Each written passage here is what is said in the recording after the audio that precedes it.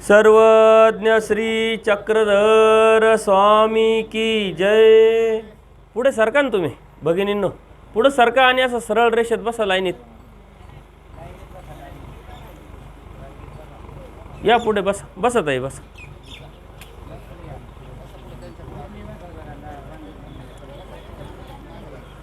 आज आपल्या या पदयात्रेचा 5वा दिवस आहे आणि आपण विठ्ठलवाडी श्रीकृष्ण मंदिर वनदेव या ठिकाणी आलेलो आहोत। आपल्या कार्यक्रमाला, या पदयात्रेला शुभ आशीर्वाद देण्यासाठी, शुभचिंतन देण्यासाठी जे इथे स्थानिक साधू संत आलेले आहेत त्यांचं आपण सर्वांनी टाळ्या वाजवून स्वागत करू। प्रथम सर्व साधू संत, तपस्विनी आणि नामधारक वासनिक बंधू आणि भगिनींनो, आज आपला 5वा दिवस आहे आणि या 5व्या दिवसामध्ये हे 5वं सत्र आपण घेत आहोत। गेली 4 दिवसापासून आपण वेगवेगळ्या विषयाला स्पर्श करत मार्गदर्शन करत आलो। नामधारक वासनिक यांना समोर ठेवून, केंद्रस्थानी ठेवून आपण आपलं ब्रह्मविद्या शास्त्राचं स्वामी श्री चक्रधरांनी सांगितलेल्या तत्त्वाचं चिंतन करत आहोत। कारण या जीवाला केंद्रस्थानी ठेवून परमेश्वरांनी ही सृष्टी निर्माण केली, स्वतः अवतार घेतला, वाडोवेळी फिरून अधिकारी जीवाला निमित्त करून परमेश्वरांनी स्वतःची ओळख दिली, बोध दिला। हे फक्त आणि फक्त या जीवाच्या हितासाठी, जीवाच्या भल्यासाठी। तत्वज्ञानाच्या माध्यमातून जर आपण विचार केला,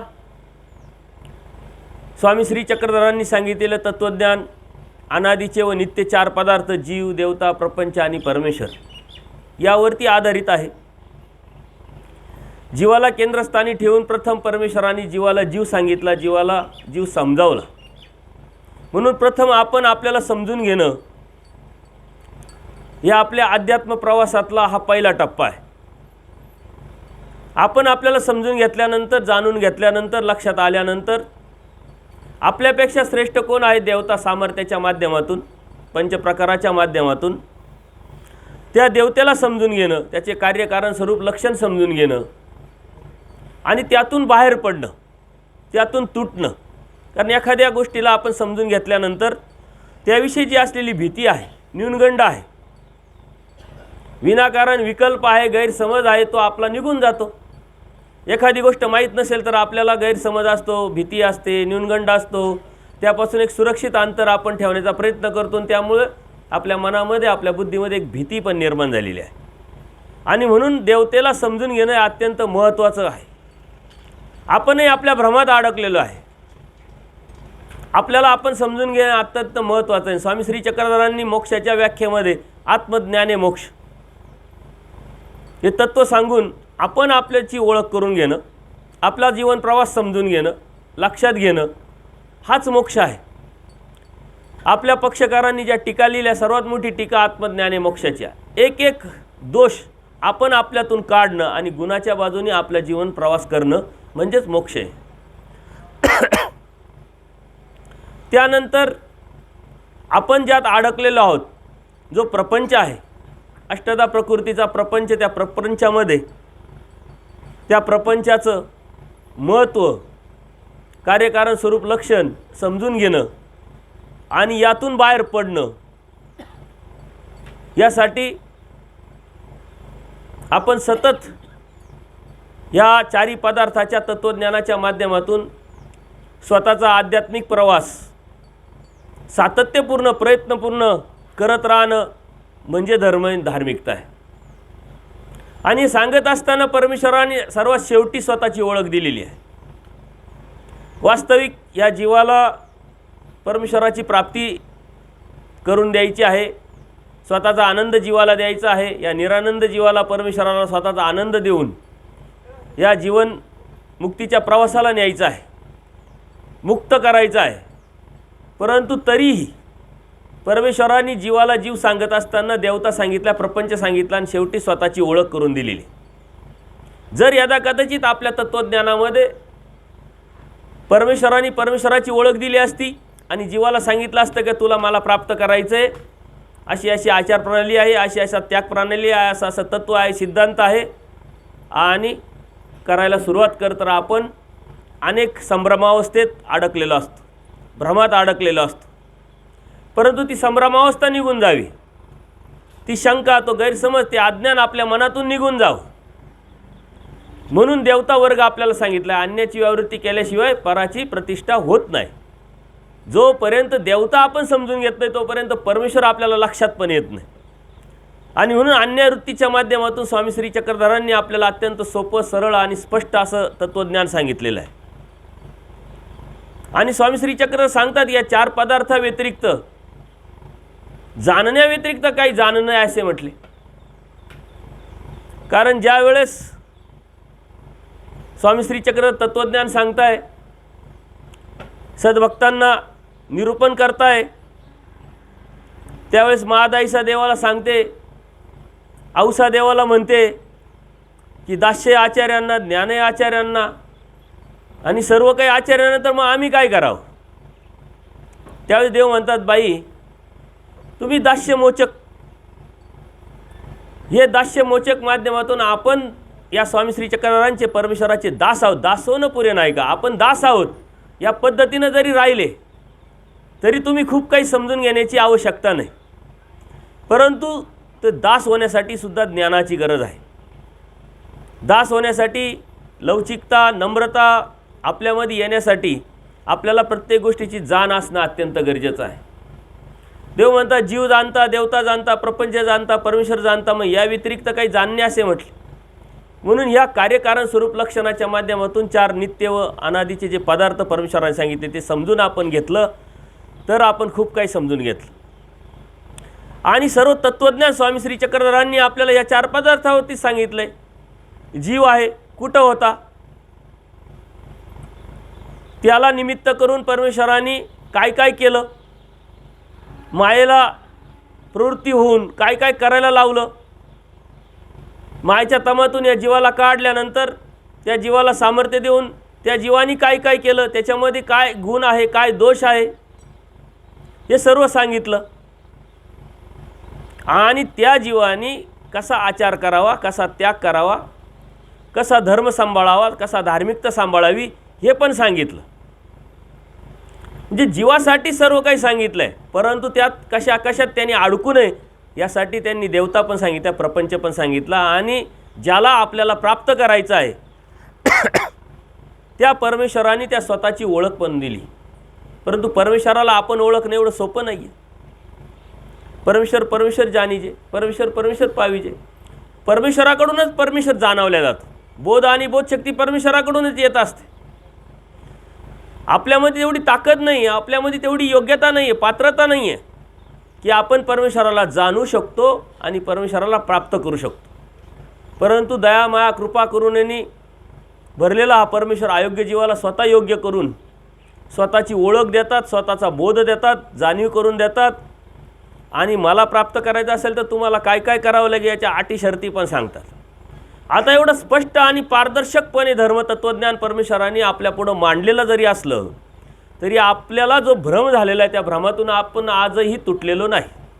आपल्याला भ्रम होता ज्यावेळेस आपण अन्य होतो, कर्मकांड करत होतो, विधी करत होतो, अंधश्रद्धा जोपासत होतो, सर्व देवता एकच आहे, सर्व देव एकच आहे असं समजून भक्ती करत होतो. आपल्याला वाटत होतं की आपण खूप धार्मिक आहोत, खूप धर्माळू आहोत. हे करणं म्हणजेच आपल्या जीवनाची मुक्ती आहे. कोणालाही विचारलं जर तुम्ही, अन्य लोक असो, तुम्ही का धार्मिकता करता, ते म्हटले जन्ममृत्यूचा रोग लागलेला आहे, आम्हाला मुक्ती पाहिजे, आम्हाला मोक्ष पाहिजे, असे प्रत्येकजण सांगत असतो. परंतु कोण तो देणार आहे आणि कुठं तो भेटणार आहे हे मात्र कोणालाच माहीत नाही. आपल्याला तसं वाटत होतं. म्हणजे थोडक्यात आपणही भ्रमात होतो, अज्ञानात होतो. परंतु कळत न कळत आपण केलेली क्रिया अहेतुकपणे घडली आणि ती परमेश्वराने स्वीकारली आणि म्हणून आपण बोधाला पात्र झालो. परमेश्वराने बोध दिला म्हणून जीव, देवता, प्रपंच आणि परमेश्वर आपल्याला जसा आहे तसा समजला, कळाला. कळत न कळत केलेली क्रिया आहे, आपल्याला माहीत नाही आहे कोणत्या क्रियेने आपल्याला परमेश्वराने बोध दिलेला आहे, कोणत्या क्रियेने आपल्याला परमेश्वराने इथपर्यंत आणलेलं आहे. परंतु सकळ जीवाचे चिंतन करणारे परमेश्वर प्रत्येकाचं चिंतन करून प्रत्येकासाठी नियोजन करतात. कोणत्या ठिकाणी कुठं केव्हा कसं कोणाची जोड घालायची, आपल्या मनामध्ये आपल्या बुद्धीमध्ये कसा अहेतुक भाव निर्माण करायचा, त्या अहेतुक भावातून निर्माण झालेली एखादी क्रिया कशी स्वीकारायची आणि त्याला कुठं केव्हा कोणाच्या मार्फत हा बोध द्यायचा, हे परमेश्वराचं नियोजनबद्ध कार्य आहे. आपल्याला माहीत नाही, आपण म्हणतो योगायोग. योगायोग असं काही नसतं. प्रत्येक व्यक्तीसाठी परमेश्वराचं एक नियोजन असतं. सृष्टी का निर्माण केली, कशासाठी केली, परमेश्वरांनी का अवतार घेतला आणि आपल्याला का आणलं, याचे प्रश्नाचे उत्तर आपल्याला भेटलेले, समजलेले. पण तरी आपण भ्रमात आहोत आणि ते भ्रमातून निघण्याचं कार्यसुद्धा परमेश्वर कोणाच्या तरी माध्यमातून करतात. आपण अन्य होतो, आपणही ह्या भ्रमात होतो, कोणीतरी आपल्याला भेटलं, ते भेटण्याचं कामसुद्धा परमेश्वराने केलेलं आहे. संयोग योग साह्य परमेश्वराच्या प्रवृत्तीनं माया करत असते, सामर्थ्याचं कार्य आहे. प्रत्येक ठिकाणी परमेश्वर कार्य करतो असं नाही, पण प्रत्येक ठिकाणी परमेश्वरच कार्य करतो. का? तर यांच्या माध्यमातून शक्ती, सकळही देवता या परमेश्वराच्या शक्ती आहे, शक्तीतून कार्य करत असतात. म्हणून प्रत्येक गोष्ट परमेश्वरच करतात अप्रत्यक्षरित्या, आणि सर्वांची विषयावस्था परमेश्वरच करतात. जसा जसा त्याचा भाव आहे, जसा जसा त्याचा हेतू आहे भक्तीचा, जशी त्याची मागणी आहे, तसा तसा पुरवठा करण्याचं काम परमेश्वर करत असतात. अन्य लोकही भक्ती करतात, काहीतरी अपेक्षा असतात सांसारिक सुख फळं मिळवण्यासाठी, आणि त्याला माहीत नसतं की देवता कोण, परमेश्वर कोण. म्हणून त्या देवतेला तो परमेश्वर समजूनच भक्ती करत असतो. त्याची श्रद्धा असते, निष्ठा असते, भाव असतो, त्याला परमेश्वराकडूनच भेटत असतं. परंतु त्याचं अज्ञान असल्यामुळे त्याला वाटतं की मी ह्या देवतेला गेलो म्हणून मला ते भेटलं, आणि हे सर्व भेटल्यानंतर समाधानाला जो पावतो, मग तो म्हणतो मला आता काहीच नको, मला आता फक्त तू हवा आहे. आणि त्यावेळेस अहेतुक भाव, ज्यावेळेस परमेश्वर प्राप्तीच्या अनुषंगाने आपला हेतू आणि भाव निर्माण होतो, त्याला अदृष्टपर आणि अहेतुक भाव म्हणतात. औसा मातेलाही ज्यावेळेस असं वाटलं की सत्य काय आहे, जाणून घेण्याची इच्छा काय आहे, त्यावेळेस त्या देवतेची जी भक्ती करत होते, ग्रामदेवतेची, त्या ग्रामदेवतेनेच त्यांना स्वप्नात येऊन सांगितलं की तुम्हाला गंगा तीरावरती परीस सापडेल. म्हणजे देवतासुद्धा अप्रत्यक्षरित्या परमेश्वराच्या कार्यामध्ये सतत अविरत वेचलेले असतात, कामाला लागलेले असतात. अन्य देवतेचा जो भक्त आहे, किंवा आपणही अन्य देवतेचे भक्त होतो, त्यावेळेस आपली अवस्था अशा लेवलला गेल्यानंतर, आपला भाव, आपला हेतू अशा लेवलला गेल्यानंतर, तो जो अहेतुक भाव आहे तो देवतेला घेता येत नाही, स्वीकारता येत नाही, कारण तो खूप जड असतो. दृष्टपर ही हेतू, दृष्टपर जी भक्ती आहे ती देवतेची असते, आणि म्हणून कळत न कळत आपण केलेला अहेतुक भाव त्या देवतेला न झेपावल्यामुळं, त्यांनी न स्वीकारल्यामुळं तो भाव परमेश्वरापर्यंत पोचला, आणि मग परमेश्वराचं नियोजनबद्ध कार्यक्रम चालू झाला. आणि मग कोणाला कुठं केव्हा कधी जोड करून द्यायची आणि कोणाच्या माध्यमातून परमेश्वराने बोध द्यायचा, हे परमेश्वराने ठरवलेलं आहे. तुम्ही सहजच भूतकाळात जा, तुम्ही जन्मातात उपदेशी नसाल. प्रत्येकाकडे मी जात असतो, विचारत असतो तुम्ही उपदेशी कसे झाले, कसं काय योग आला. प्रत्येकाची एक स्टोरी असते की बाबा असं असं झालं, तसं तसं झालं, मग हा भेटला, मी आजारी झालो, मग असा प्रॉब्लेम आला, तशी अडचण आली, मग यांनी मला सांगितलं, त्यांनी मला सांगितलं, मग मला पटलं, मग मी स्थानावर गेलो, मग मी विडे ठेवले, मग माझी मागणी होती तशी पूर्ण झाली, आणि मग मी उपदेश घेतला. असे प्रत्येकाचं काही ना काही असतं. हे आपोआप कधीच घडत नसतं, हे परमेश्वराकडूनच होत असतं. त्यावेळेस आपला भ्रम होता, तो भ्रम परमेश्वराने तोडला, आपला भ्रम तुटला, आणि मग आपल्याला लक्षात आलं की आपण जी भक्ती करत होतो ती चुकीची होती, ती देवतेची भक्ती होती. देवता आणि परमेश्वर कशा वेगळ्या आहे, पूजनीय माईम भटांना हत्तीच्या दृष्टांतातून परमेश्वराने सांगितलेलं आहे. त्यातून मग आपल्या लक्षात येतं की अरे आजपर्यंत आपण देवतेची भक्ती करत होतो, ही देवतेची भक्ती करून काय उपयोग नाही, परमेश्वराची भक्ती केली पाहिजे. आपण आपला भ्रम तुटतो, आपण परमेश्वराच्या भक्तीला लागतो. परमेश्वराच्या भक्तीला लागणं म्हणजे काय, मग कोणत्या तरी साधू संतांच्या माध्यमातून आपल्याला थोडंसं प्रश्न असतील, त्या शंका असतील, त्या दूर होतात, कारण जीवाला स्वतःहून ज्ञान कधी संभवत नाही. प्रत्येक जीवाला हे तत्त्वज्ञान समजून सांगावं लागतं. मग अर्जुन देवाचं घ्या, पूजनीय माईम भटांचं घ्या, प्रत्येक जीव घ्या, कोणताही घ्या, महादाईचा घ्या, तत्त्वज्ञान सांगावं लागलं, चर्चा करावं लागली देवालासुद्धा. आणि देवानेही आपल्या पद्धतीनं त्याच्या लेवलनुसार, त्याच्या अवस्थेनुसार त्याला त्या पद्धतीनं समजावलं. पूजनीय माईम भट्ट 18 पुराण, वेद, भास्कर शास्त्र सारे कळून पिलेले होते, पण तरी भ्रम होता, तरी अज्ञान होतं. कारण एक ब्रह्मविद्याशास्त्र नव्हतं, परमेश्वर नव्हतं.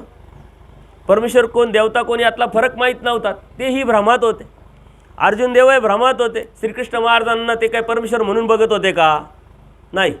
परमेश्वराने जेव्हा विश्वरूप दाखवलं आणि स्वतःची ओळख दिली, त्यावेळेस त्यांना समजलं, बोध झाला, आणि अरे हे परमेश्वर आणि मी जीव, जीवेश्वर भाऊ म्हटलं. भ्रम होता, भ्रमातून तुटले. तसं आपलंही आपण भ्रमात होतो. त्या भ्रमातून आपण आता परमेश्वर भक्तीला लागलो. कोणीतरी साधू संतांच्या माध्यमातून आपल्याला उपदेश झाला, परमेश्वराचं नामं भेटले, मग आपण स्मरण करायला लागलो, स्थानं करायला लागलो, पदयात्रेत यायला लागलो, खेटी घालायला लागलो, क्रिया करायला लागलो, आणि तिथंच थांबलो. आपला भ्रमच तुटला नाही.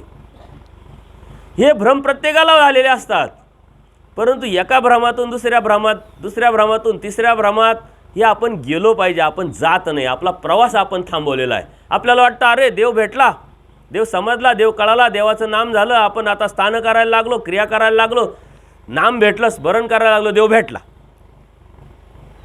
आणि यामुळं आपण प्रगती करू शकलो नाही, पुढे जाऊ शकलो नाही. म्हणून कोणाचे 30 वर्ष, 40 वर्ष, 20 वर्ष, 15 वर्ष उपदेश घेऊन थांबलेले आहे. मी विचारतो, तुम्ही उपदेश कधी घेतला? 22 वर्ष झाली, 35 वर्ष झाली. सांगा 4 पदार्थ. नाही बाबा, माहीत नाही. 4 साधनं माहीत नाही. स्वामी श्री चक्रधर कोण आहे सांगा. नाही. श्रीकृष्ण महाराज स्वामी श्री चक्रधर कसे हे सांगा. सांगता येत नाही. अभ्यास करता का? हो अभ्यास करतो. काय अभ्यास करता? दत्तात्रय कवच दररोज म्हणतो. म्हणजे अभ्यासातला आणि विधीतला नेमका फरकसुद्धा आपल्याला माहीत नाही. का? तर आपण भ्रमात आहोत अजूनही.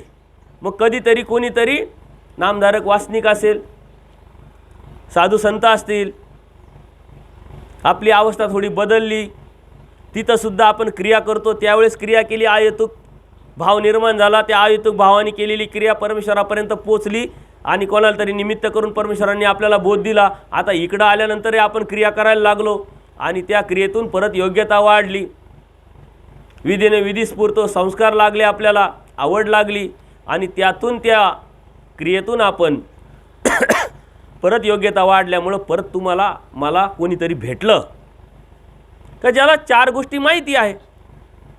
का जो लीळाचरित्र वाचतो, सूत्रपाठ वाचतो, धर्मतत्त्वज्ञान जाणतो, हे त्याला काहीतरी माहीत आहे. तो म्हणतो अरे उपदेश घेऊन नुसतं देव भेटतो का? ते तर फक्त ॲडमिशन आहे. शाळेत गेला आणि अभ्यासच नाही केला, परीक्षा देता येईल का? परीक्षा नाही दिली तर पास होशील का? हे तू एवढा दिवस तुझे वाया गेले, काय उपयोग नाही. मग त्याच्या लक्षात येतं अरे बरोबर आहे, या म्हणतो बरोबर आहे, मला तर काहीच येत नाही. आणि मग तो लगेच सुरुवात करतो अभ्यासाला. मग लीळाचरित्र पाहायला लागतो, सूत्रपाठ पाहायला लागतो. मग एका भ्रमातून दुसऱ्या भ्रमात गेला होता, तो भ्रम कधी तुटला? 30 वर्षानंतर, 20 वर्षानंतर, 22 वर्ष. आता तुमचा प्रयत्न कसा आहे त्याच्यानुसार. काही 1 वर्षातही बी स्पीड पकडलं, काही 6 महिन्यातच स्पीड पकडलं, काहींचे 22, 25 वर्ष गेले. का गेले हे 25 वर्ष? सारं तर समजत होतं, कळत होतं. का आपण तिथं थांबलो होतो? कारण आपली भक्ती चुकीची होती, आपला उद्देश चुकीचा होता. का? सांसारिक फळं मिळावे. प्रत्येकाकडे मी जेव्हा जातो ना, जेव्हा विचारतो ना, बाबा खूप गरिबी होती, खूप अडचणी होत्या, खायला काही भेटत नव्हतं, खूप अडचणी असताना मग आम्हाला देव भेटला ना, आमचं भलं झालं. भलं झालं म्हणजे काय? प्रगती झाली, घरं झाले, गाड्या आल्या, खायला व्यवस्थित झालं, मुलं शिकले, नोकरीला लागले, आणि शहरात गेले, आणि म्हातारा म्हातारी बसले आता घर सांभाळत. प्रगती झाली बाबा, खूप चांगलं झालं आमचं. आता हे चांगलं झालं का वाईट झालं? देवाने देण्यासाठी काय दिलं आणि आपण घेतलं आहे काय? हा भ्रम आपला जोपर्यंत तुटत नाही आपल्या लक्षात येत. मी जिथंही जातो ना, हेच मला ऐकायला भेटतं, खूप चांगलं झालं. हे चांगलं नाही. परमेश्वराला आनंद द्यायचा आहे, आणि आपण मागतोय काय, घेतोय काय, आणि त्याच्यात खुश आहे काय? परमेश्वर भक्तीमध्ये जोपर्यंत तुम्ही परमेश्वर प्राप्ती होईपर्यंत असमाधानी आहात, तोपर्यंत परमेश्वर प्राप्त तुम्हाला होऊ शकत नाही. आपण स्थानावर घेतो, 4 स्थानं केले, 10 स्थानं केले, आपण खुश होतो. परंतु देव भेटला का ही अपेक्षा, ही अभिलाषा जोपर्यंत निर्माण होत नाही तोपर्यंत आपण पुढं सरकत नाही, जात नाही. मग कोणीतरी भेटल्यामुळं मग तो अभ्यासाला लागला, मग सूत्रपाठ वाचायला लागला, 4-5 लीळा यायला लागल्या, तो परत डबल भ्रमात गेला. तो म्हणतो आता कळायला लागलं ना, सूत्रपाठ वाचायला लागलो, पुरी प्रकारे येतं, अन्य वृत्ती येते, 4 लीळा येतात, आता काय, आता तर देव भेटलाच म्हटले. आणि मग परत भ्रमात जातो, परत क्रिया करतो, त्या क्रियेतनी परत योग्यता निर्माण होते, परत कोणीतरी भेटतं. अरे म्हटले धर्म समुद्र आहे, त्या समुद्रात कोण कशाला जातं, कोण कशाला जातं, आणि आपण कशाला आलो आहे. देवानी समुद्राच्या दृष्टांतून सांगितलेलं आहे.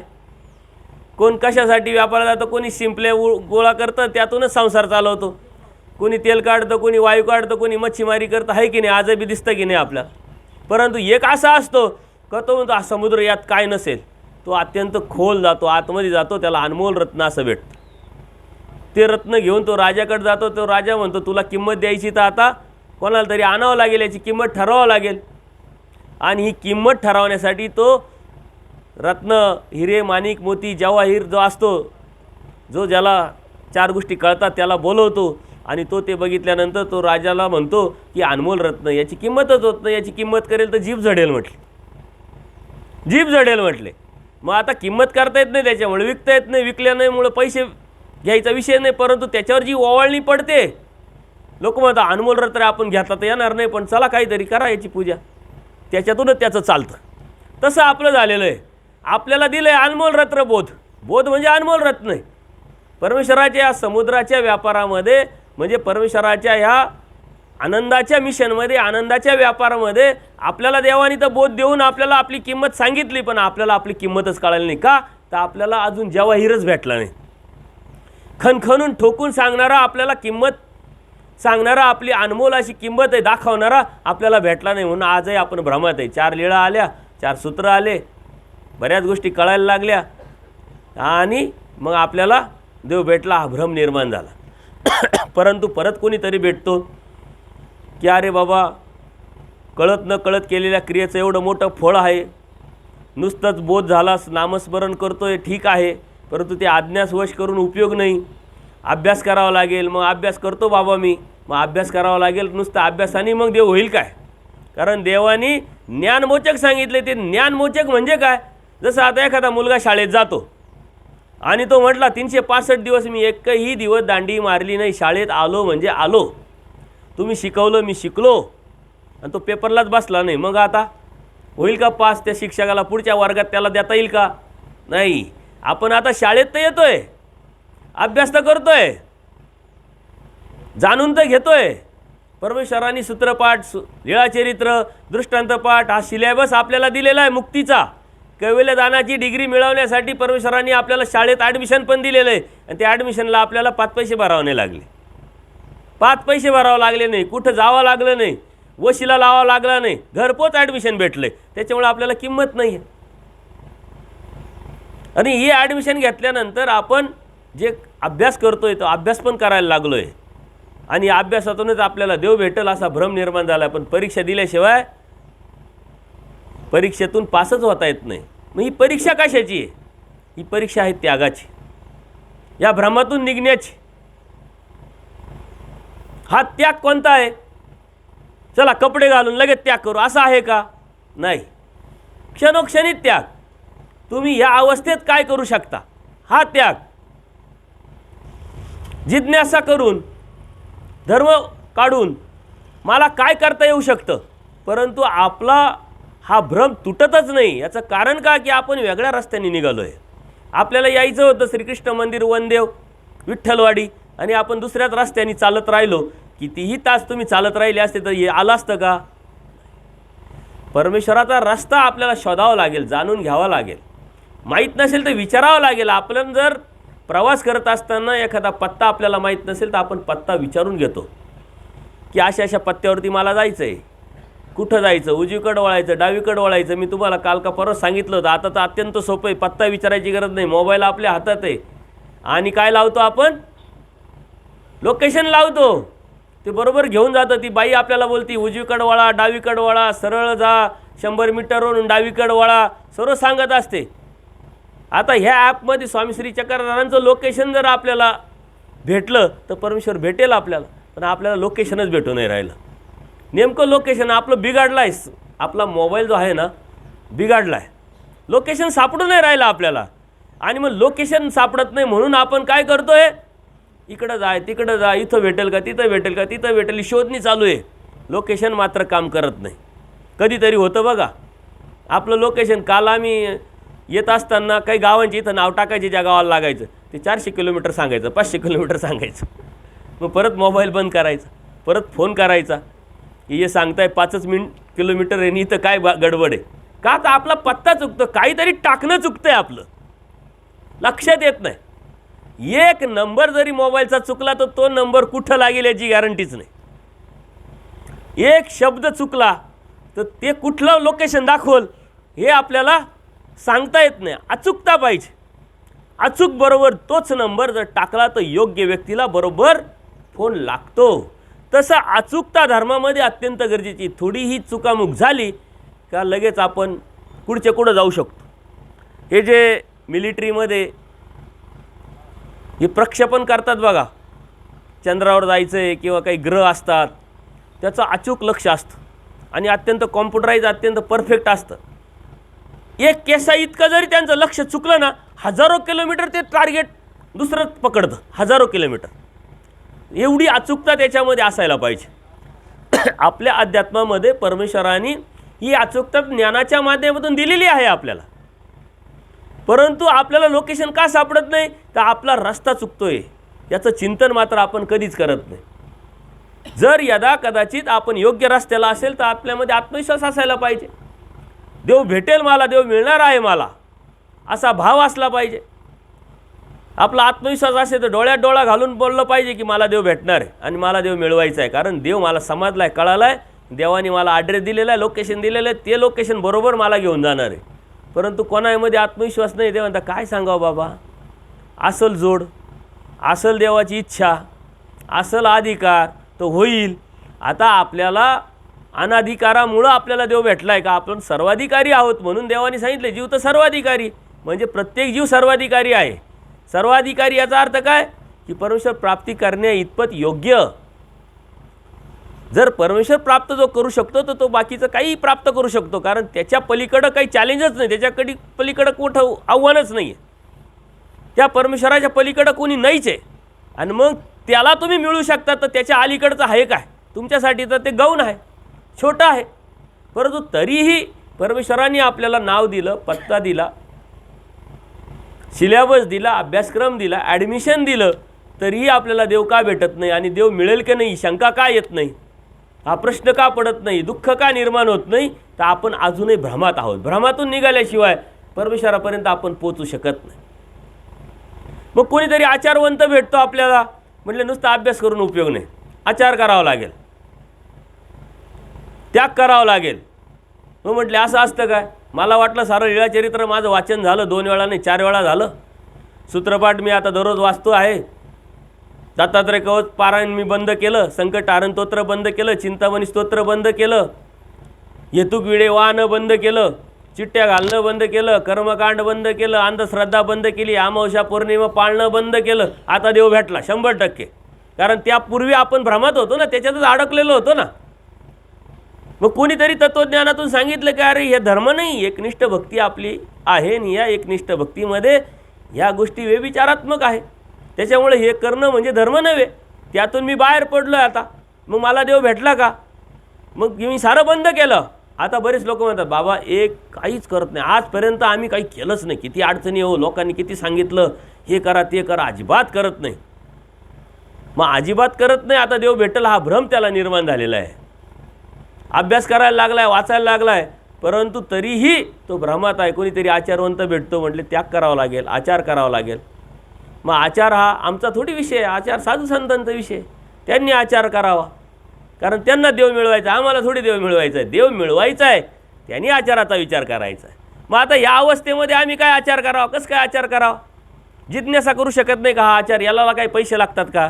जिज्ञासा करणं म्हणजे काय, प्रश्न विचारणं, माहिती करून घेणं, जे योग्य आहे की अयोग्य आहे हे क्लिअर करणं आणि त्याच्यानंतरच पुढं जाणं. ही जिज्ञासा केल्याशिवाय आपल्याला ज्ञान होत नाही, समजत नाही, कळत नाही आणि अचूक कृतीवरती आपण जाऊ शकत नाही. म्हणून या ज्या गोष्टी आहे या आपण समजून घेतल्या पाहिजे.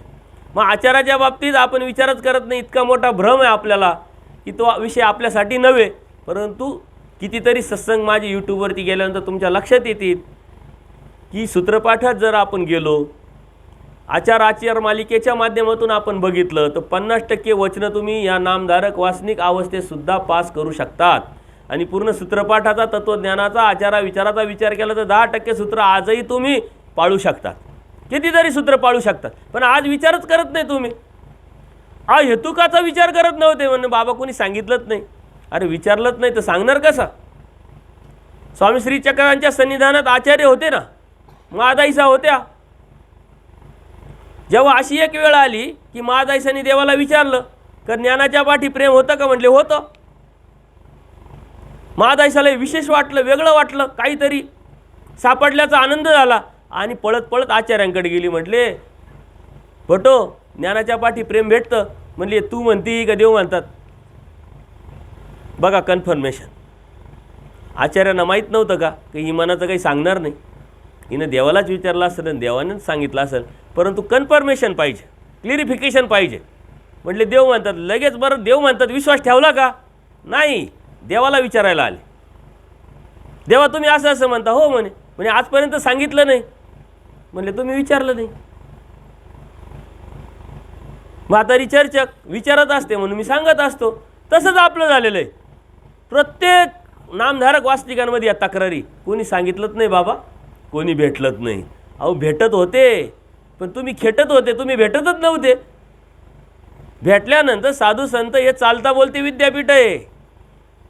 365 दिवसामध्ये 100 वेळा तरी कमीत कमी साधू तुमच्या घरी आले की नाही सांगा? येतात ते.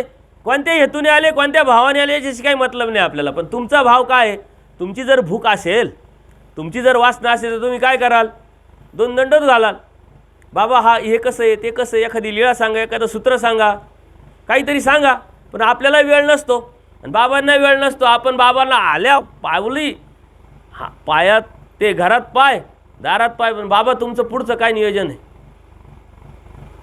कारण बाबाला कटवायच्या मागं आपण लागेल राहतो आणि बाबांना कुठे, कारण बाबांना पुढं जायचं राहतं. चला जाता आता यालाही भेटू, त्यालाही भेटू, त्यालाही भेटू. आपल्याला कुठं वेळ आहे? आपल्याला जर भूक लागत असेल तर आपण सहजच म्हणतो ना, साधू संत येती घरा तोची दिवाळी दसरा. आता अशी परिस्थिती राहिली नाही. साधू संत येती घरा तोची, ते तुम्हीच समजा काय समजायचं. आपल्याला साधू नको वाटतं. परंतु साधू का नको वाटतो? की हे घेतात म्हणून, मागतात म्हणून. अहो परंतु तुम्ही ते घेतात, तुम्ही देतात, तसं तुम्ही मागा ते देतील ना. देव काय म्हणतात की विचारलं नाही तुम्ही, विचारलं तर आम्ही सांगितलं असतं. तसं तुम्ही विचारत नाही. बरं आडात असेल तर पोर येतील म्हणून काय विचारावं, काय विचारावं? मग विचारण्यासाठी अभ्यास तर करावा लागेल. देव म्हणतात अहो सृष्टी कासाठी निर्माण केली हे समजून घेण्यासाठी तरी अभ्यास करा, बाकीचं जाऊ द्या. आनंद, अप्रोक्ष ज्ञान, सामान्य, विशेष हे आपले इतके जडजड शब्द आपल्या डोक्याबाहेरचे, कधी ऐकलेले नसतात आणि कधीतरी ऐकले का लगेच झोपा येतात. आणि मग आपण बाबाला विचारतो बाबा सत्संग लागला का झोप येते, स्मरण करायला लागले का झोप येते, काही बाहेरचं तर नाही झालं. आणि मग आपण लागलो कामाला. मग बाबा म्हणता हा बरोबर 21 खेटा घाल, 21 खेटा घालायच्या. ते पॉझिटिव्ह विचार करा. असे बाबांना माहिती आहे असे बी हे काही संसारातून बाहेर पडती नाही, देवाला जा म्हटलं तर जाती नाही. याला खेटा घालायला लावल्या तरी तो जाईल तरी त्या निमित्ताने, स्थान तरी करील, डोकं तरी टेकवल, काहीतरी याला कळल तरी. आपण सुरू झालो 21 खेटा. 21 खेटा घातल्यानंतर आपण विचारायला पाहिजे ना पुढं काय झाल्या खेटा. पंचावतार उपार काहीतरी नेलं, देवाला उपार दाखवला, उटी केली, बात खतम. आता जोपर्यंत काही अडचण येत नाही तोपर्यंत आपणही बाबाकडे जात नाही, बाबाला विचारत नाही, बाबाही काही सांगत नाही. आणि परत अडचण आली का मग लगेच बाबाकडे जाणार, बाबा असं असं झालं. मग बाबा तोपर्यंत विसरलेला असतो की याला कधीतरी आपण 21 खेटा घालायला लावलेलं होत्या. कारण बाबांना काही कमी कामं राहता का? प्रत्येकजण दररोज वेगळे शिष्य, वेगळे काहीतरी मागणी, वेगळं काहीतरी सर्व्हिसिंग चालूच असते. ते विसरलेले राहतात. म्हटले असं आहे का, असा प्रॉब्लेम आहे का, एक काम कर म्हटले आपल्या इथं विशेष आहे, मग तू चल म्हणे आता उचललं तर काम होईल, नाही उचललं तर काम नाही होणार म्हटले. मग परत 21 खेटा घालावा लागेल. कारण कामाला लावायचं आहे ना आपल्याला, कारण हा प्रत्येक वेळेस येतच राहतो. नाही तर घरात असा असा प्रॉब्लेम आहे. मी आता एका ठिकाणी गेलो होतो, बसलो, सर्व झालं, चहा पाणी, सारे कुटुंब समोर बसले. आता माझा स्वभाव कसा आहे, कुठे गेल्यानंतर ते म्हटलं बाबा सर्व कुटुंब बसा समोर, काय आहे काय नाही. लगेच आपण आपलं निरूपण करायला सुरुवात केलं. त्यांनी पहिला प्रश्न विचारला, आमच्या घरामध्ये दोष आहे का म्हटले. घरामध्ये दोष आहे का? आता घरामध्ये दोष असतो का? कारण प्रपंच तर जड सांगितलं आहे. तत्वसिद्धांताला आपण जेव्हा स्पर्श करतो, जाणून घेतो, त्यावेळेस त्या तत्वसिद्धांतामध्ये सारं काही सामावलेलं असतं. सर्व काही प्रपंच जड परमेश्वराने सांगितलं ना. आपण हजारो वेळा ऐकलेलं आहे, तरी तो प्रपंच जड आहे. आपण मात्र मानलेलं नाही, आपण समजलेलं नाही. आता जड प्रपंच तुमच्या बोकंडी कसा बसेल आणि तो त्याच्यात दोष कसा असेल. विटा आहे, घरमा आहे, घर काय आहे, विटा आहे, माती आहे, रेती आहे, सिमेंट आहे, तुम्ही केलेलं फर्निचर आहे, सारं जडच आहे. त्याच्यात दोष असा कसा असू शकतो? दोष आपल्या विचारात आहे, आपल्या मनात आहे, आपल्या भावनेत आहे. एक अशीच व्यक्ती असते, तो थोडा बुद्धिवादी असल्यामुळे त्यांनी बंगला बांधला, व्यवसाय करत होता, कुठं जात नव्हता, कुठं येत नव्हता, कोणाला विचारत नव्हता, काही नव्हतं, आपलं आपलं मस्त होता, एकदम मस्त. आता असं काही झालं की सल्लेगार खूप भेटतात आपल्याला. मग त्याचे मित्र आले, त्याचे नातेवाईक आले, अहो एवढं मोठं घर बांधलं, एवढा मोठा बंगला बांधला, तुम्ही काही केलं नाही, कोणाला विचारलं नाही, दरवाजा बरोबर आहे का, खिडकी बरोबर आहे का, किचन बरोबर आहे का. म्हटले अहो व्यवस्थित आहे, मी आर्किटेक्टकडून प्लॅन काढला, त्या पद्धतीने केलेला आहे. नाही नाही असं नाही म्हणे, विचारावं लागतं म्हटले. नाही तर उद्या काही होऊ शकतं. आता उद्या काही होऊ शकतं, उद्याचं कोणीच पाहिलेलं नाही, पण उद्या काही होऊ शकतं म्हटलं का लगे भीती मनामध्ये.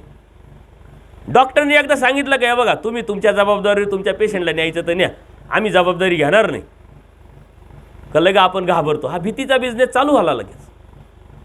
आपण घाबरलो का बाबा, आपण काय म्हणतो, डॉक्टर पैशाची काळजी करू नका, पैसे किती लागो पण आमचा माणूस जगला पाहिजे, कारण त्यांच्या अजून सह्या घ्यायच्या, नावावर करून घ्यायचं, हे जाऊन लगेच काय जमायचं, परत प्रॉब्लेम निर्माण व्हायचा, जगला पाहिजे.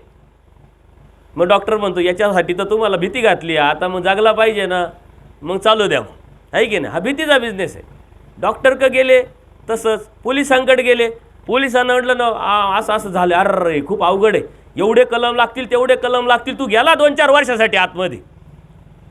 मग आपण म्हणतो असं नका करू, असं काहीतरी करा. आपण घाबरलो तर मग काढ पैसे, आहे की नाही. वकिलाकडे गेलो, वकील काय म्हणतो, काही खरं नाही आहे, केस थोडी अवघड वाटते, निकाल तुमच्या बाजूने लागण्याची अजिबात शक्यता नाही. मग काय करावं लागेल, मॅनेज करावं लागेल. भीती निर्माण झाली का लगेच, तसं तुम्ही तुमच्या मनामध्ये मानसिक भीती निर्माण झाली आणि आमच्याकडे आलं का आम्ही तुम्हाला कामाला लावलं, कारण तुमची भीती तशी जातच नाही आहे, जाणारच नाही आहे. का तर आपल्याला तत्वसिद्धांत माहीत नाही, अभ्यास माहीत नाही, जाणीव नाही, नॉलेज नाही आहे. प्रपंच जड सांगितलं आहे, देवानी सांगितलं, 1000 वेळा ऐकलं, तरी आपण म्हणतो घरात दोष आहे. त्या व्यक्तीला तसेच सल्लेगार खूप भेटले, अहो एवढा भारी बंगला बांधला पण तुम्ही कोणाला विचारलं नाही, काही नाही, विचारा.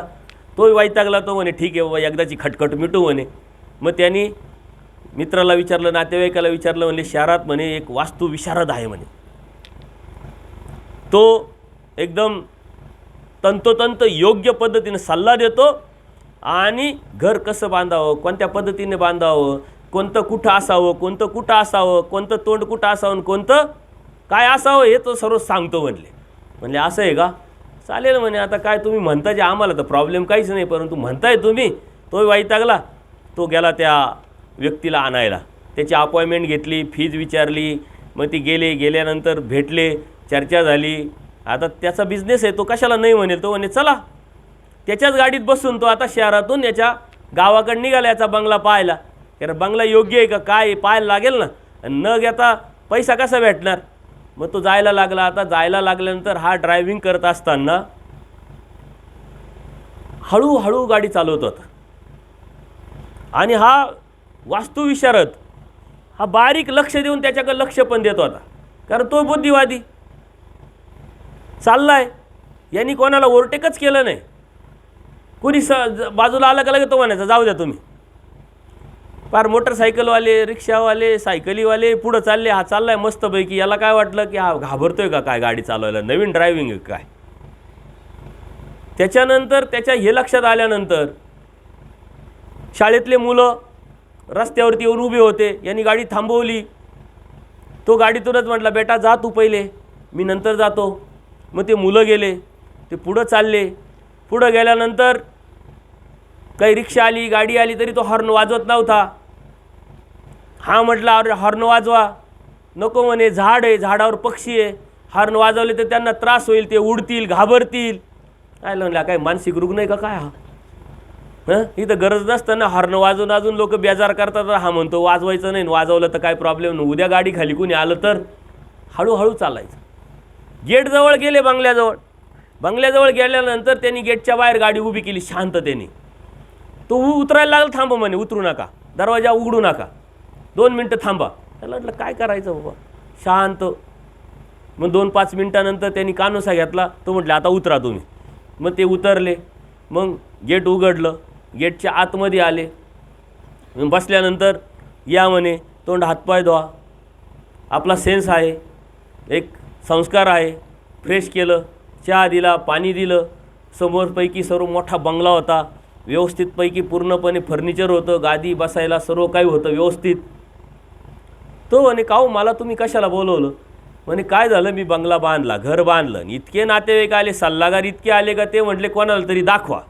आता कोणाला तरी दाखवा म्हटल्यानंतर म्हणून मी तुमच्याकडे आलो आणि दाखवायला आलो. का प्रॉब्लेम काय? म्हणे प्रॉब्लेम काहीच नाही म्हणे, प्रॉब्लेम काहीच नाही आहे, परंतु आता लोकांनी सल्ले दिले म्हणून मग मी आता तुम्हाला घेऊन आलो आहे. काय प्रॉब्लेम असेल तर बघा आणि मला त्याच्यावरती तोडगा सांगा. तो म्हणे, अहो तुमच्यासारख्या माणसाला प्रॉब्लेम येऊ शकत नाही, असूच शकत नाही. म्हणे का बरं? ज्याचे एवढे चांगले विचार आहे, जो दुसऱ्याचा विचार करतो, झाडावरती बसलेल्या पक्ष्यांचा विचार करतो, रस्त्यावरती चालणाऱ्या विद्यार्थ्यांचा विचार करतो. आणि मला हे समजलं नाही म्हणे, आपण बंगल्याच्या बाहेर 2-5 मिनटं का गाडीत थांबलो म्हणे, हे मला लक्षात आलं नाही म्हणले. त्यावेळेस तुम्ही कोणाचा विचार केला होता? म्हणे आमच्या बंगल्याच्या आवारात काय म्हणे आंब्याचे झाडं आहे आणि त्याला कैऱ्या आलेल्या आहे. या आजूबाजूचे मुलं असतात ना म्हटले, मी बंगल्यात नसलो का ते येतात भिंतीवरून उड्या मारायला, कैरे तोडायला.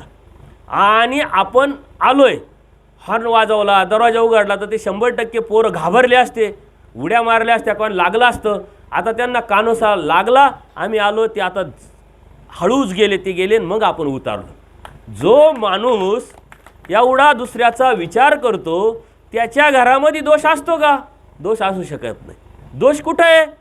आपल्या बुद्धीत आहे, आपल्या विचारात आहे, आपल्या नकारात्मक भावनेमध्ये, आपल्या हेतूमध्ये. पण आपण धर्म जसा आहे तसा समजून न घेतल्यामुळं आपण म्हणतो दोष आहे.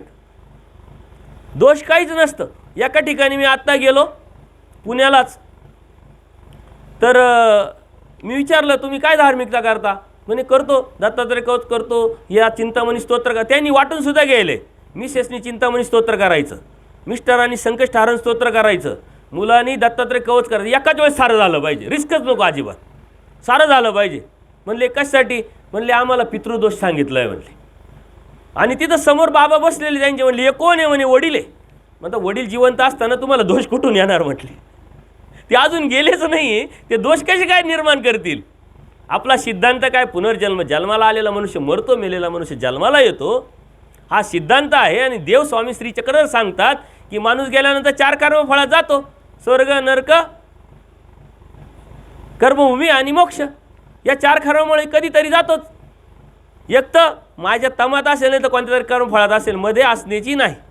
पण तो कुठंतरी गेला आहे, त्याचं जीवन तो व्यथित करतो, त्याला पडलं आहे, त्याला मोठं टेन्शन का पुढं काय भेटतं का नाही खायला, आणि तो तुम्हाला दोष कसा लागेल? मग कोणते आईवडील आहे का मुलाला दोष लावतील? म्हणजे हे मानभावांच्या डोक्यामध्ये कोणीतरी घातलं आहे. या भ्रमातून तुम्हाला जोपर्यंत बाहेर पडत नाही तोपर्यंत परमेश्वर प्राप्तीच्या बाजूनी तुमचा रस्ता, तुमचं पाऊलच पडत नाही. सिद्धांत आपल्याला माहीत नाही, तत्त्वज्ञान आपल्याला माहीत नाही, व आपला रस्ता चुकतोय. परमेश्वरांनी ज्ञानमोचक सांगितलं आहे आणि मग त्या ज्ञानाने मोचक झालेला परमेश्वरांनी सांगितलेलं तत्व सिद्धांत हे शोधायच्या ऐवजी आपण शोधतोय काय, बघतोय काय, करतोय काय? ज्ञानमोचक सांगितलं म्हणजे ज्ञान काढावं लागेल. ॲड्रेस ज्या पद्धतीनं ज्यांनी सांगितलं, आता लोकेशन मोबाईलमधून जे दिसतं त्या लोकेशनप्रमाणे जावं लागेल. लोकेशन दुसरीकडं चाललं तिसरीकडं, पोचू का आपण? नाही. परमेश्वरांनी आपल्याला लोकेशन दिलेलं आहे, पण आपल्या लक्षात आलेलं नाही. ते दास्यमोचक हे लोकेशन आहे, ज्ञानमोचक हे लोकेशन आहे, आत्मज्ञान हे मोक्ष हे लोकेशन आहे. लिंग पाते मोक्ष हे लोकेशन आहे, परंतु आपल्याला लोकेशन माहीत नाही. आपण कोणतं लोकेशन टाकतोय आपल्यालाच माहीत नाही. परमेश्वरांनी सांगितलेलं लोकेशन आपण हे फीडच करत नाही, आपण दुसऱ्या लोकेशनवरती जातोय, दुसऱ्या रस्त्याने चालतोय, आपल्या लक्षातच येत नाही. पण कर्मकांड, विधी, अंधश्रद्धा, हा दोष तो दोष, रस्ता बदलला आहे आपला. म्हणून परमेश्वराच्या प्राप्तीचा मार्ग, आपण त्या मार्गावर आपल्याला भ्रम झालेला आहे का आम्ही योग्य रस्त्याला आहे, योग्य पद्धतीनं आहे. अहो इथं आल्यानंतर स्वामी श्री चक्रधरांनी सांगितलेल्या तत्त्वज्ञानाने बोध दिल्यानंतर, त्या तत्त्वज्ञानाचा अभ्यास करल्यानंतर तुम्ही अजून अभ्यास करण्याची गरज आहे. पूजनीय माईंभट 18 पुराण वेद शास्त्र जाणते होते. मग एवढा अभ्यास केल्यानंतर त्यांना देव भेटायला पाहिजे होता, देव समजायला पाहिजे होता, देव कळायला पाहिजे होता, परंतु भेटला नाही. तिथं त्यांचं कणव चांगली, त्यांनी मिळवलेलं चांगलं, त्यांची जोड चांगली, अधिकार चांगला, म्हणून स्वामी श्रीचक्र स्वतः भेटले आणि त्यांना ब्रह्मविद्या सांगितली, बोध दिला. म्हणून त्यांच्या हृदयामध्ये जीवेश्वर भाव उमटला आणि परमेश्वर प्राप्तीला लागले. बरं, प्राप्तीला जरी लागले तरी देव भेटेल ही शंका होतीच. कालच्या विषयाला आपण शेवटच्या क्षणी स्पर्श केला होता. भटोमज देव होईल का? दोन दोन देवाचं सन्निधान, तत्त्वज्ञान, लीळाचरित्र ज्यांनी लिखाण केलं, आपल्याला निमित्त जे आहे त्यांना सुद्धा शंका निर्माण व्हावी. आपल्याला शंका काय निर्माण होत नाही? आपल्याला लोकेशनच लक्षात आलेलं नाही अजून, आपल्या रस्ताच आपल्याला लक्षात आलेला नाही. आपल्याला वाटतं आपण योग्य रस्त्याने बरोबर चाललोय का? तर आपल्याला आपल्यासारखे त्या रस्त्याने जाताना अनेक दिसतात. मॉब सायकोलॉजी झाली निर्माण.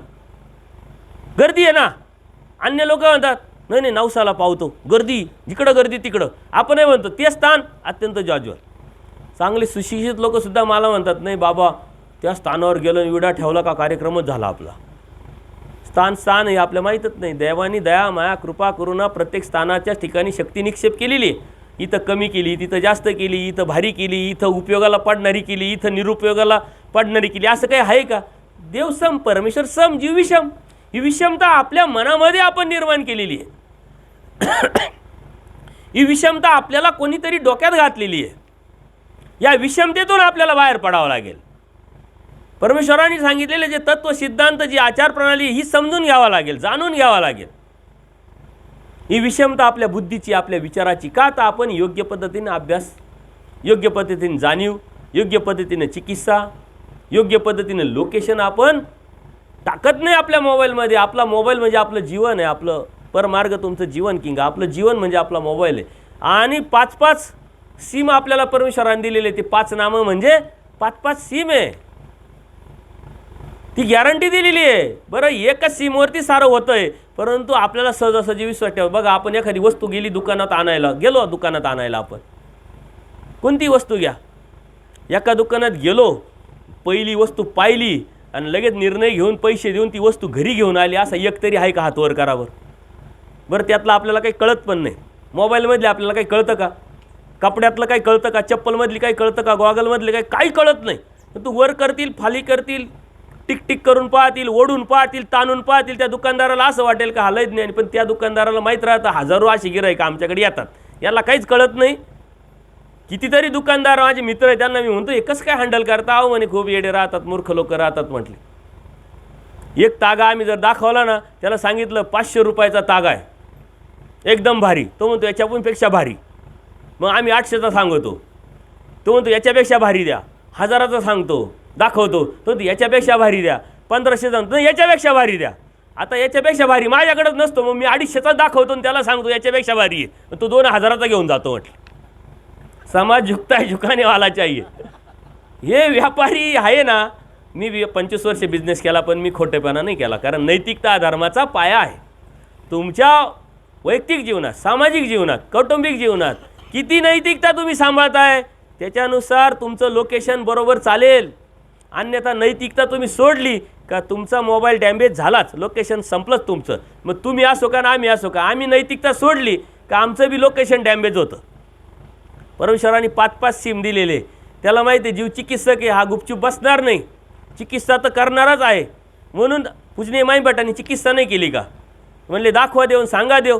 देवाने तर सांगितलं पूर्वी प्रकरण, कवने करणे मुंचीजना, कशानेच मुंचन होणार नाही. मग तो परमेश्वर कोण, कसा, काय, कोणता, काय हे सर्व सांगितल्यानंतर म्हटले सांगा मग परमेश्वर. मग सांगितला श्री दत्तात्रय प्रभू महाराज सांगितले का नाही? मग दत्तात्रय प्रभू श्रीकृष्ण महाराज सांगितले, जगमान्य अवतार. सारा समाज, सारी दुनिया श्रीकृष्ण महाराजांना परमेश्वर समजतोय, मानतोय. पूजनीय माईम भटांची त्यांच्यावरती निष्ठा आहे, भक्ती आहे आणि ते संस्कृत पंडित असल्यामुळं त्यांना सर्व माहीतच आहे. श्रीकृष्ण महाराजांचं तत्त्वज्ञान गुपचूप बसायला पाहिजे होतं ना. श्रीकृष्ण महाराज दाखवले, बात खतम. परंतु ते आपल्यासारखे गुपचूप बसणारे नव्हते. त्यांना भ्रमातून बाहेर पडायचं. ते भ्रमात होते की नाही? ते कोणत्या भ्रमात होते? देवाने सांगितलं संस्कृती छेद होईल, असं काही आहे का? भ्रम कोणता होता? अहो म्हणले सोपं आहे, त्यात काय विशेष आहे, कर्म कीजे. कर्माच्या भ्रमात होते. कर्माचा सिद्धांत खोडून त्यांनी कर्माच्या भ्रमातून देवानी काढलं. मग देवतेच्या भ्रमात गेले. देवतेच्या भ्रमातूनही परमेश्वराने हत्तीचा दृष्टांत सांगून बाहेर काढलं की नाही? आणि मग बरोबर लोकेशनला आणले, बरोबर रस्त्यावर आणलं आणि मग श्रीकृष्ण महाराज सांगितले. परंतु नंतर आता माईम भट हुशार झाले होते, सावध झाले होते. अहो श्रीकृष्ण महाराज तुम्ही म्हणता दास्यमोचक, त्यांनी बरोबर ते शब्द पकडला. दास्यमोचक सांगता आणि श्रीकृष्ण महाराज सांगता, असं कसं काय शक्य आहे? समोर असायला पाहिजे. आणि मग दुसरे अवतार सांगितले, ते बी अमुक दर्शन. तिसरे अवतार सांगितले, म्हणले त्याग केला कामाख्या निमित्ताने. चौथे अवतार सांगितले, म्हणले VDPC मूर्त. आणि मग स्वतःजवळ आणलं. जीव हा चिकित्सक आहे. डायरेक्ट स्वामी श्री चक्रधरांनी स्वतःची ओळख दिली असती ना, यदा कदाचित माईम भट देवाकडे राहिले असते का नाही, शंका आहे. आपल्याला सुद्धा बरेच पटाटे आलेले, आपल्याला बऱ्याच अडचणी आलेल्या, बरेच फटके खालेले आपण संसारात. म्हणून इथं आलोय आपण. 7 दिवसात पदयात्रा करून एवढं कष्ट शरीराला द्यायला एवढे रिकामे नाही आपण. आपल्याला माहिती यांनी कर्मराश होणार आहे, खूप प्रॉब्लेम निर्माण झालेले, नको डोक्याला ताण. चला त्यांनी तरी होईल, चक्रपाणी प्रभू पावतील तरी, सुनेला थोडासा फरक पडेल, ती तरी वागल नीट आपल्याशी, पोरांना नीट फरक पडेल, ते तरी आपल्याशी नीट बोलतील. या अभिलाषेपोटी अजूनही आपण भ्रमातून बाहेर पडलेलो नाही. अभिलाष आहे, दृष्टपर अभिलाष आहेच. आपण देव समर्थ आहे, सर्व माहिती आहे. परंतु यातून आपण बाहेर पडत नाही. का बाहेर पडत नाही? आपल्याला नेमकं जसं आहे तसं माहीत नाही. देवाने तर सांगितलं ज्ञान, जे जसं आहे तसं जाणणे म्हणजे ज्ञान. पूजनीय माईम भट्टांना भ्रमातून काढलं, 5 अवतार सांगितले. 5व्या अवतारावरती बुद्धी निष्ठा निर्माण झाली. का झाली? बोधदाता परमेश्वर, बोध आणि बोधशक्ती, बोध दिलं, संक्रमण केलं. आणि त्यामुळं जीवेश्वर भाव म्हटला, हे परमेश्वर आणि मी जीव. आपल्याला बी तेच सांगितलं आहे ना. पूजनीय माईम भट्टांना सांगितलं आहे का? ते मला सांगितलं आहे. माझा देव माझ्यासाठी अवतारला आहे. माझ्या देवानी मला तत्त्वज्ञान सांगितलं आहे, मला परमेश्वराची ओळख करून दिली. जेव्हा मी माझं म्हणेल ना, तेव्हा तो मला माझा वाटेल. मी म्हणतो पूजनीय माईम भट्टांना सांगितलं, महादाईसांना सांगितलं, आचार्यांना सांगितलं. तसं आपण म्हणून मला सांगितलं. माझ्यासाठी सृष्टी निर्माण केली, माझ्यासाठी परमेश्वराने अवतार घेतला, माझ्यासाठी परमेश्वर वाडी फिरला, माझ्यासाठी परमेश्वराने कळत न कळत माझ्याकडून क्रिया करून घेतली आणि मला बोध दिला. आता माझ्यासाठी देवाने अजून काय काय करावं, म्हणून परमेश्वराने आद्यंती दैव मध्य पुरुष, पहिला तर मधला तर कड आपल्याला करावा लागेल की नाही. आपल्याला भ्रम झालेला, आपण भ्रमातून बाहेर पडायला तयार नाही आहे. आता एखादा आचारवंत भेटतो, मग आपण आचाराच्या बाजूने विचार करायला लागतो. थोडा आचार झाला की मग आपल्याला वाटतं आता देव भेटला. आणि आचार काय करतोय आपण? देवतेची भक्ती सोडून एकनिष्ठ भक्ती करतो. हा आचार आपण समजतो. प्रसाद घेत नाही, आचार समजतो. कुठं खात नाही, आचार समजतो. परंतु आत्मशुद्धीच्या बाजूने आचार असतो, याचा आपण विचारच करत नाही. आपली नजर आपण बदलणं, आपली दृष्टी आपण बदलणं, आपल्या विचारामध्ये शुद्धता निर्माण करणं, आपला अहेतुक भाव निर्माण करणं, हेतूच्या बाहेर पडणं, हा आचार आहे. याच्याकडे आपण लक्ष देत नाही का? आता आपला रस्ता बदलला आहे, लोकेशन बदललेलं आहे. आणि परमेश्वराने त्याच्यासाठी 5 सिम दिलेले आहे. पहिला नाही लागलं तर दुसरा लागेल, नाही लागलं तिसरा, चौथा लागेल. म्हणले 5वा तर 100% लागेल. कारण यतिमुनीचा वेश, अलौकिक अवतार, जीव उद्धरण्याचं व्यसन. परंतु आपण केव्हा कुठं कधी ते लावायचं हे आपल्याला माहीत नाही. आता मोबाईल कधी लावायचा, त्याची वेळ काळ, रेंज आहे का नाही हे पाहावं लागेल, त्याचा नंबर आपल्याला माहिती असला पाहिजे. हे सारं जेव्हा आपल्याकडं असेल उपलब्धी, तेव्हा त्या विशिष्ट व्यक्तीशी आपण बोलू शकू. अन्यथा नंबर माहीत आहे, तुमच्याकडं मोबाईल आहे, त्याच्याकडं मोबाईल आहे, पण तुम्ही रेंजमध्येच नाही आहे. करू शकता का फोन?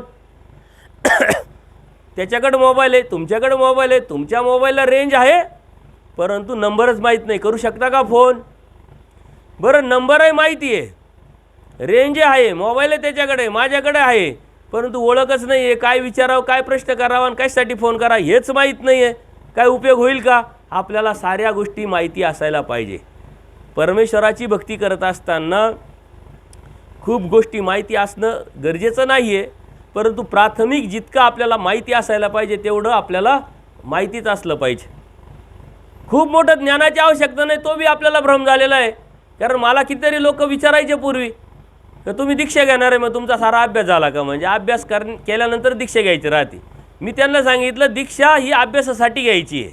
कारण शाळेत गेल्यानंतर मुलगा अभ्यास करतो, शाळेत घालायचं आहे म्हणून अभ्यास करतो का आपण? त्याला करून घेतो का? नाही, त्याला शिकवायचं आहे म्हणून शाळेत घालतोय. तसं दीक्षा किंवा आचार किंवा परमेश्वराची भक्ती ही का करायची आहे, कशासाठी करायची? परमेश्वराच्या प्राप्तीसाठी. आणि प्राप्तीसाठी काय पाहिजे? ज्ञान पाहिजे. तो अभ्यास करण्यासाठी आपण इथं आलेलो आहोत.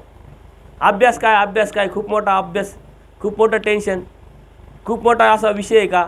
नाही. फक्त आपली वासना पाहिजे, आपली इच्छा पाहिजे, आणि त्या इच्छेतून आपण या योग्य रस्त्याला अचूकपणे लागलं पाहिजे. ही अचूकता अत्यंत महत्त्वाची. थोडंसंही तुम्हाला सांगितलं नाही, 1 नंबर चुकला तरी संपला, वेळ चुकली तरी संपलं. देवाने तर वेळ पण सांगितली आहे. किती सोपा धर्म सांगितलेला आहे. नामे वेद, नामे बोध, नामे साह्य, नामे प्राप्ती. ते नाम आपल्याला दिलेलं आहे आणि ते परब्रह्म परमेश्वराचं आहे, चैतन्यापर परमेश्वराचं आहे. ते आपल्याला माहीत आहे आणि ते सोडून देतो आणि बाकीचेच उद्योग करत बसतो. म्हणजे काय? आपला रस्ता चुकला की नाही, अचूकता चुकती की नाही? परमेश्वराची नामानीच आवडी निर्माण होणार, नामानीच बोध होणार, नामानीच सायन, नामानीच प्राप्ती. बरं, प्राप्ती प्राप्ती प्राप्ती होणार आहे मग नामाने. मग बाबा आम्ही करतो ना का प्राप्ती? आम्ही स्मरण करतो, चिंतन करतो, मग पाठी पण स्मरण करतो, चिंतन करतो. काही लोक म्हणतात आम्ही पाठी पण करतो. देवाने सांगितलं ना, पश्चात पारी उठीचे, मग आम्ही उठतो म्हटले, त्यावेळेस स्मरण करतो. परंतु शाळेत जाण्यासाठी, ॲडमिशन घेण्यासाठी जे लागतं त्यागाची गोष्ट, हे फी द्यावं लागेल की नाही त्यागाची? एखाद्या समृद्धी हायवेवरती तुम्हाला जायचं, टोल भरावा लागतो की नाही? चांगल्या रस्त्याने जावं, टोल भरावा लागतो की नाही? हा त्यागाचा टोल आपल्याकडून भरल्याच जात नाही. म्हणजे फुकट पाहिजे. देव तर मिळाला पाहिजे, पण फुकट, टोल नको, त्याग नको, असं होत नसतं. देवाला मिळवण्यासाठी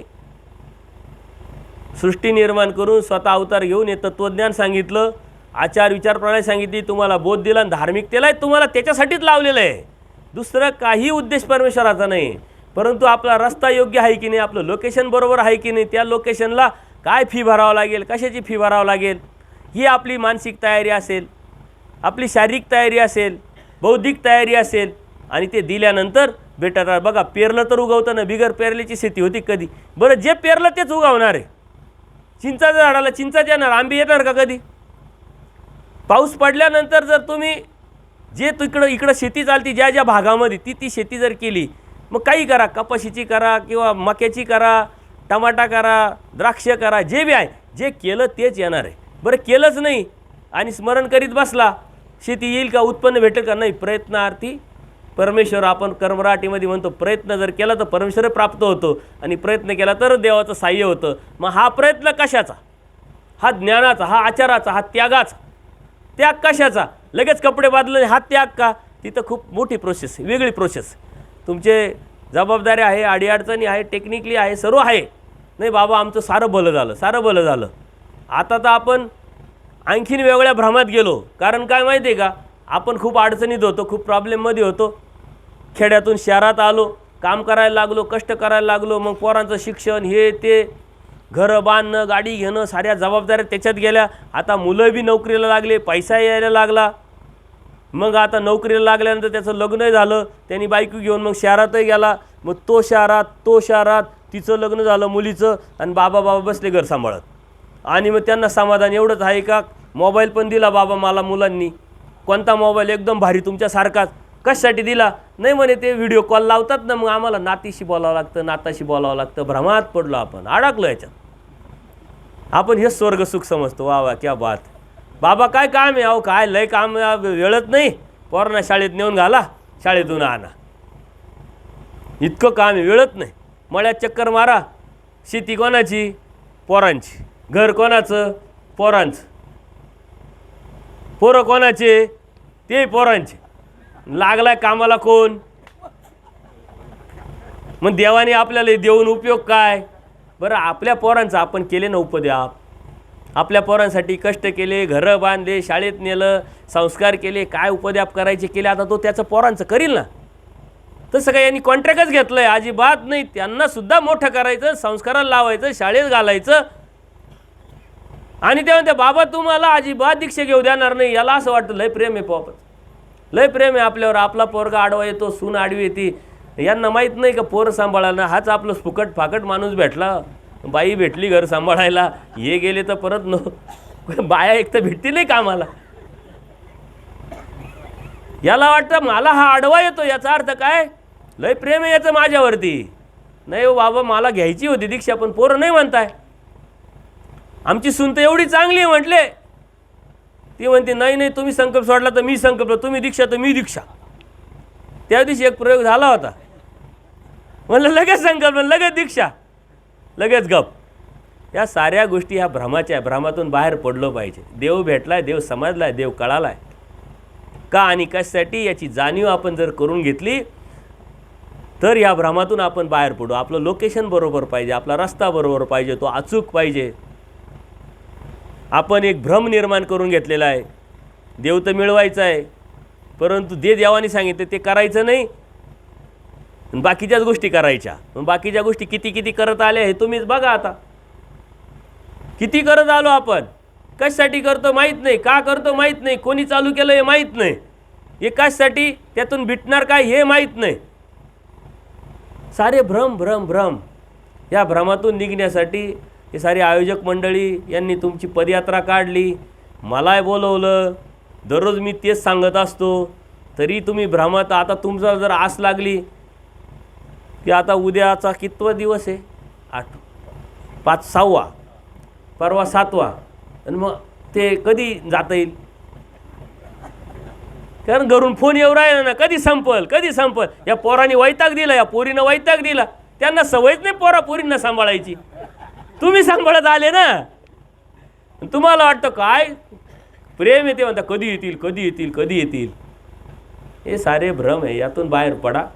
यातून जर बाहेर पडले ना तर चक्रपाणी प्रभूंच्या चरणी तिथं तुम्ही थांबाल. जर का रिटर्न गेले का तुम्ही काय भ्रमातून बाहेर पडत नाही. आपण चाललो आहे कुठं? फलटणला स्वामी श्री चक्रपाणी प्रभू महाराजांच्या भेटीला. आता भेटीला चाललो आहे का खेटीला चाललो आहे? जे भेटीला चालले ना ते रिटर्न येणार नाही. जे खेटीला चालले तर खेटीला परत यावं लागतं, जावं लागतं. आपण भेटीला चाललो का खेटीला चाललो? भेटीला जर चाललो असेल तर सारे भ्रम तुमचे तुटतील. देवानी प्रत्येक गोष्ट आपल्याला सांगितली. बाबा इतके भाग्यवान आहोत आपण. अन्य माणसाला जर विचारलं की परमेश्वर अवतार घेतो की नाही, तो म्हणतो घेतो. मग कसा घेतो, कोणत्या प्रकारे घेतो, कोणत्या पद्धतीने घेतो, कुठं घेतो, घेऊन करतो काय माहीत नाही. आपल्याला माहिती का नाही? आवर पर उभय दृश्य आहे की नाही? गरबीचा अवतार, पतित उठवण्याचा अवतार, दवडण्यात सारं माहिती महानुभावांना. 4 स्थानं माहिती, 4 साधनं माहिती, सारं माहिती. परंतु भ्रम मात्र जात. ज्ञान दिलंय, माहिती दिली, नॉलेज दिलंय, बोध दिला. हा भ्रमातून निघण्यासाठी. धार्मिकता करतोय भ्रमातून निघण्यासाठी. पदयात्रेला आलोय भ्रमातून निघण्यासाठी. स्थानवंदनाला चाललोय भ्रमातून निघण्यासाठी. साधू संतांच्या ठिकाणी क्रिया करतोय भ्रमातून निघण्यासाठी. परमप्रीती करतोय, हा स्वामी श्री चक्रधरांचा परिवार आहे, माझ्या देवाचा परिवार. याच्यावरती प्रेम करतोय भ्रमातून निघण्यासाठी. आपण भ्रमातून निघतच नाही. त्याच्यामुळे आपल्याला स्वामी श्री चक्रधरांचा परिवार आपला वाटतच नाही.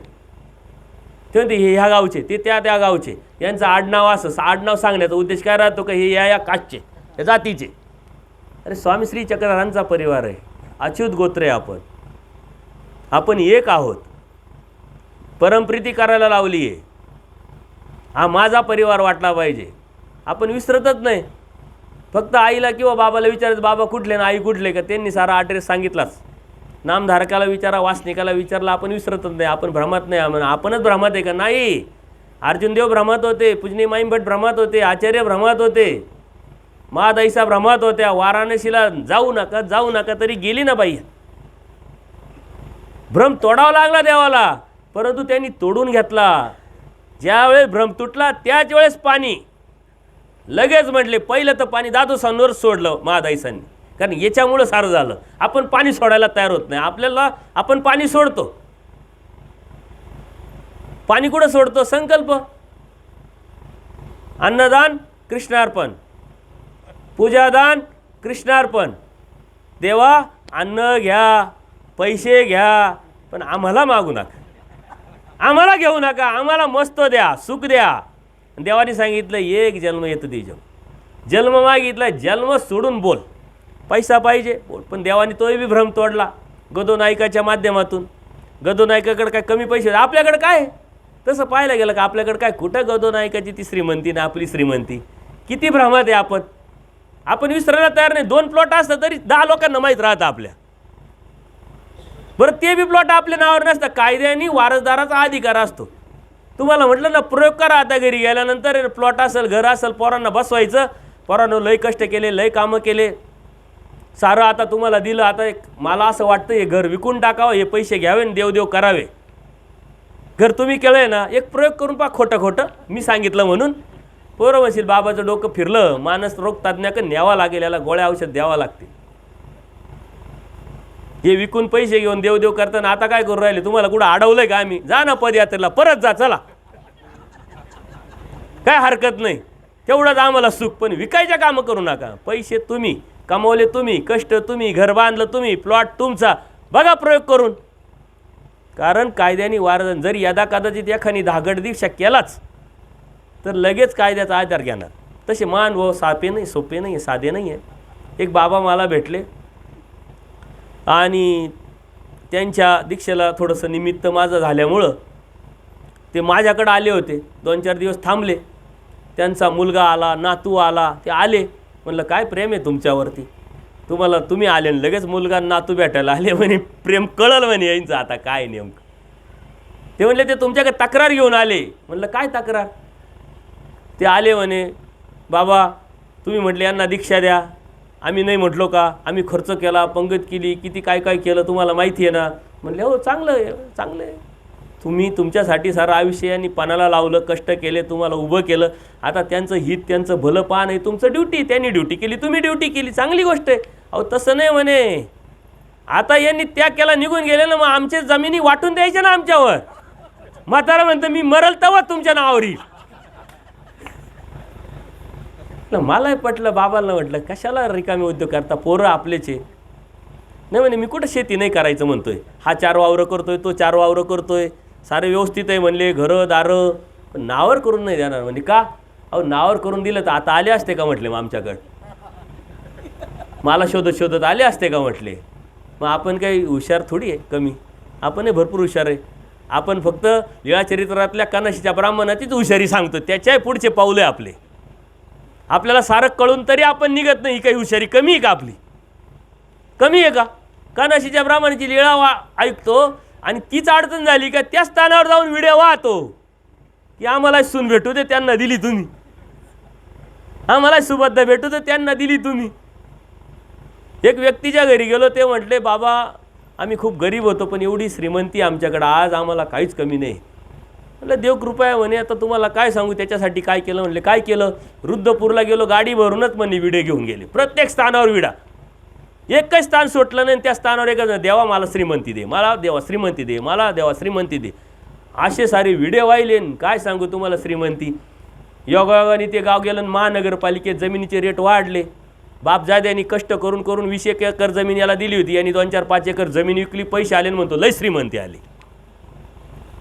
आपण भ्रमात आहोत. आपल्याला कळालं काय? देवाने तर सांगितली श्रीमंती कोणती?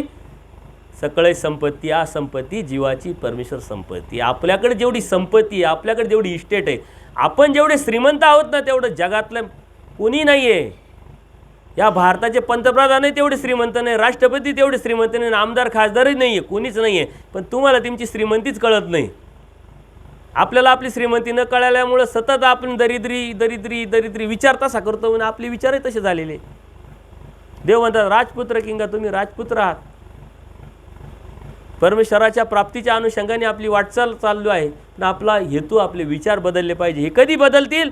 देव कळेल, देव समजेल, देव वस्तू काय हेच लक्षात येईल, आणि मग तो रस्ता बरोबर आपण त्या रस्त्याने अचूकपणे चालायला लागलो का मग बाकीच्या साऱ्या कुबड्या घेणं आपण बंद करू, आणि देव एके देव तोची व्हावा तोची भेटावा हा भाव निर्माण होईल. जेव्हा का भाव निर्माण होईल का मग त्यावेळेस देव प्रसन्न होतील. देवाला प्रसन्न करणं खूप मोठी विषय का? फक्त तू हवा आहे असं म्हणा ना. बाकी तर देवानी जनरल स्टोअर ठेवलेलंच आहे, कर्मवश भेटणारच आहे. तूची व्हा, नाही नाही, मग आम्ही म्हणतो ना बाबा तूची व्हा, पण त्याग नको, घर सोडणं नको. का? सवयीचे गुलाम. काल आपण विषय झाला सवयीचे गुलाम. इथं आहे, तिथं गरम पाणी भेटेल का, खायला भेटेल का, व्यवस्थित राहायला भेटेल का, हे बाबा लोक सांभाळतील का, आयुष्यभर काम यांनी घरच्यासाठी केलं, सारी इस्टेट पोरांना सोडून दिली आणि बाबा सांभाळील का म्हटलं. बाबांनी का सांभाळ, कॉन्ट्रॅक्ट घेतला बाबांनी, देव मिळवायला तुम्ही निघाले आणि यांनी का सांभाळावं. देव म्हणतात तुम्ही माझ्यासाठी निघाले तर मग मी तुमच्यासाठी. आपण देवासाठी निघतच नाही. आपण कशासाठी निघतो, कपडे भेटेल का, खायला भेटेल का, राहायला भेटेल याच्यासाठी निघतो बाहेर. आणि याच्यासाठी निघतो बाहेर, येतं इथं भेटतंय म्हणून निघत नाही, म्हणून हा विभ्रम आहे ना आपला. परमेश्वर म्हणता यस ना, परमेश्वर चिंदी चिरकुटीचा विचार करता, परमेश्वर प्राप्तीच्या करायला निघाले याचा विचार करता, अशा गोष्टी विचार करता. अनुसरल्याचा देव सांगितलंय. आणि मग एकदा अनुसरले का जन्ममृत्यू जन्ममरण हे सारं परमेश्वराच्या हाती. देवाचं होऊन तर पहा, आपण होतच नाही म्हणून त्या देवाची प्रचिती येत नाही, त्यागच करत नाही म्हणून आपले विचारही पक्के होत नाही, त्यागाच्या बाजूने विचार होत नाही म्हणून आपल्यामध्ये हिंमत येत नाही, अहेतुकपणे आपली क्रिया नाही, स्मरण नाही, चिंतन नाही म्हणून ते लेखी लागत नाही. आणि म्हणून आपल्या जीवनामध्ये आंतरिक जो बदल घडायला पाहिजे तो बदल होत नाही. एकावर एक गोष्टी अवलंबून आहे. म्हणून आपण हा रस्ता योग्य अयोग्य पाहणं, चेक करणं, लोकेशननुसारच बरोबर जाणं, मार्गदर्शक म्हणून साधू संतांचं मार्गदर्शन घेणं, संशोधक वृत्ती आपली स्वतः असणं, स्वतंत्र बुद्धी असणं, त्या स्वतंत्र बुद्धीतून निर्णय क्षमता निर्माण करणं आणि आयोजन करणं, मॅनेजमेंट करणं, नियोजन करणं. साऱ्या दुनियाचे नियोजन आपल्याकडं आहे, पण आपलं नियोजन आपल्याकडं नाही आहे. पोराचं नियोजन, पोरीचं नियोजन, नाताचं नातीचं आपल्याकडे नियोजन आहे, पण आपलं स्वतःसाठी नियोजन नाही. आपल्या स्वतःसाठी नियोजन करणं म्हणजे भ्रमातून बाहेर पडणं. हे लक्षात घ्या. कोणाचे काही प्रश्न असतील तर विचारा, नाहीतरी आपण 1 तास त्याच्यासाठी खास घेणारच आहोत. सर्वज्ञ श्री चक्रधर स्वामी की. मग आता भ्रमातून निघाले असेल तर कोण कोण त्याग करतं, कोण कोण संकल्प सोडतं, कशा कशा संकल्प सोडतं सांगा. दंडोत प्रणाम.